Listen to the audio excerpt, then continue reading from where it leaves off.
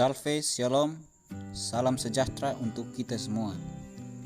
Pada kesempatan kali ini, saya ingin mempresentasikan learning journal saya pada agenda ketiga ini mengenai manajemen aparatur sipil negara. Pada jurnal ini saya buat dalam rangka Latsar CPNS 2021 Kementerian Hukum dan Hak Asasi Manusia. Sebelumnya, perkenankanlah saya untuk memperkenalkan diri. Nama saya Jeriano Ricardo Ribeiro Noto. Saya ditempatkan di kantor imigrasi kelas 1 TPI Kupang. Saya mengikuti Latsar CPNS 2021 golongan 2 angkatan 48 kelompok 2. Sebelumnya kita mengenal mengenai pegawai ASN.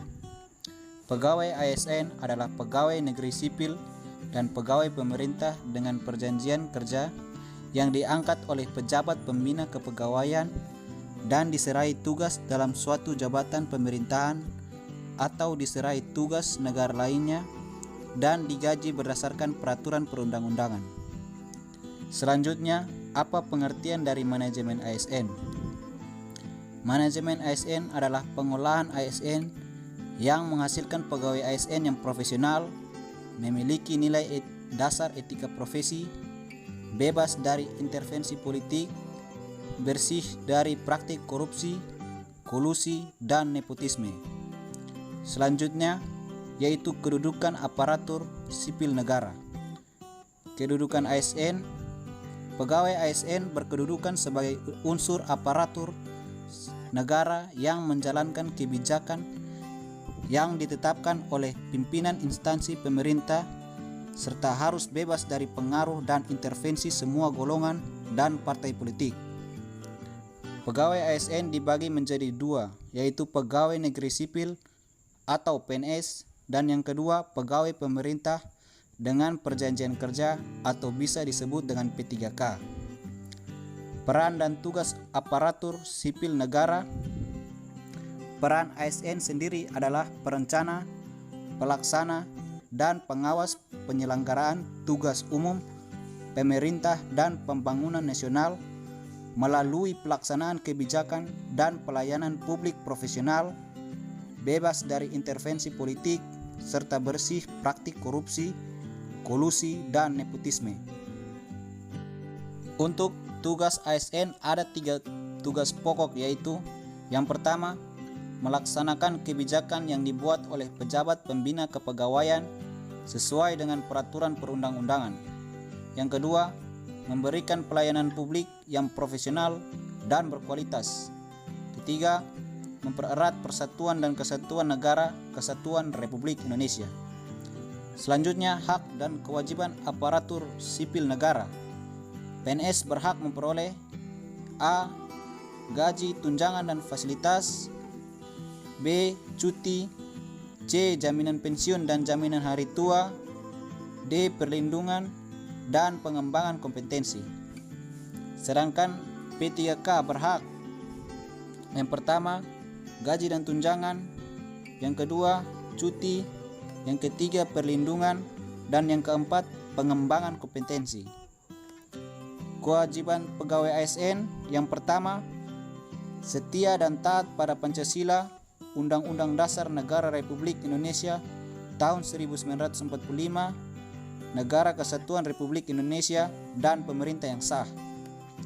Yang kedua, menjaga persatuan dan kesatuan bangsa.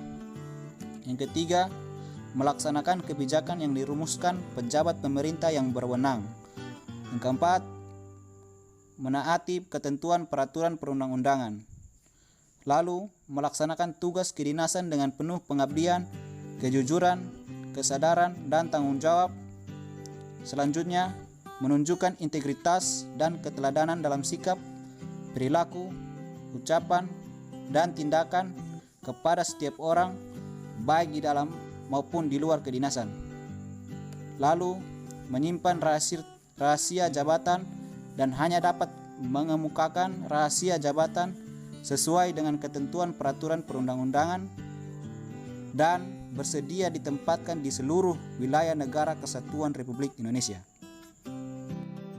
Kode etik aparatur sipil negara ada 3 yang wajib kita ketahui. yaitu yang pertama sebagai pedoman, panduan birokrasi publik atau aparatur sipil negara dalam menjalankan tugas dan kewenangan agar tindakannya dinilai baik.